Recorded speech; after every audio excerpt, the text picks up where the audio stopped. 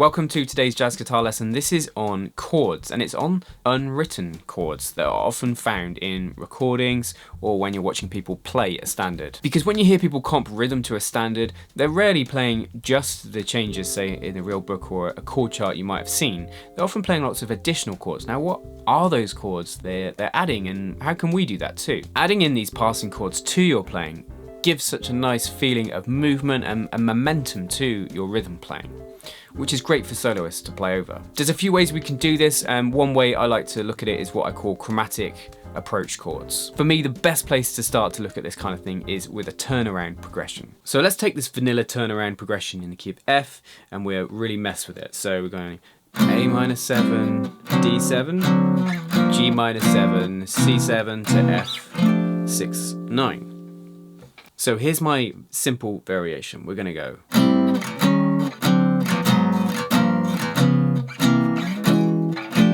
There's so much more movement there. And what we're doing is approaching the next chord chromatically, a semitone above with the same chord type. So we start out on the A minor 7, and instead of playing that twice, we play that once. So we play that on beat 1, and then on beat 2, I'm going to approach D7 from a fret higher, so a semitone above. So it falls into it, so it goes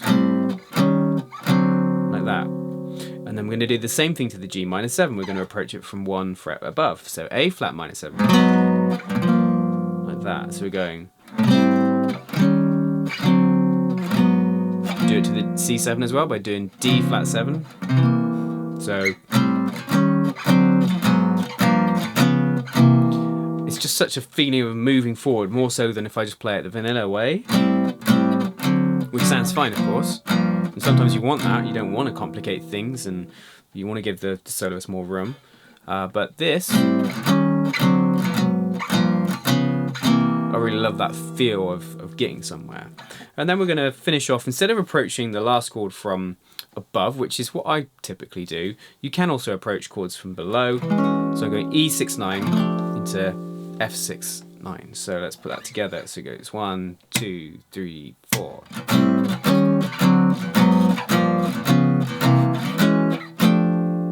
The first way, then the second way.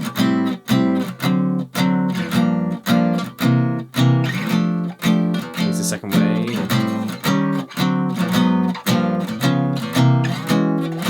Communicates the same thing for me.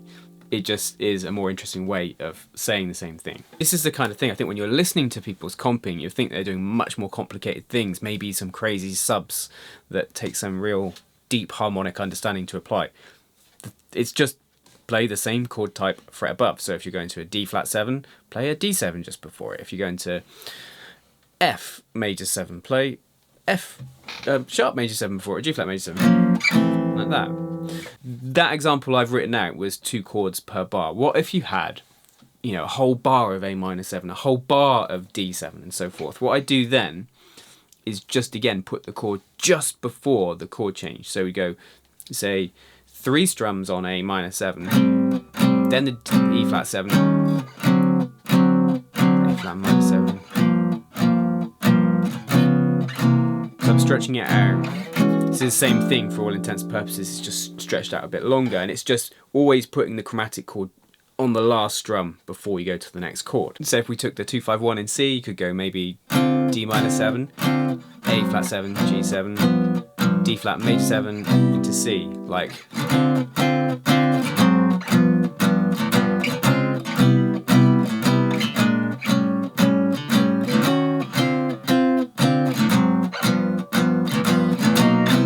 Works quite well. And these chords that we're putting in, they're not in the key necessarily always.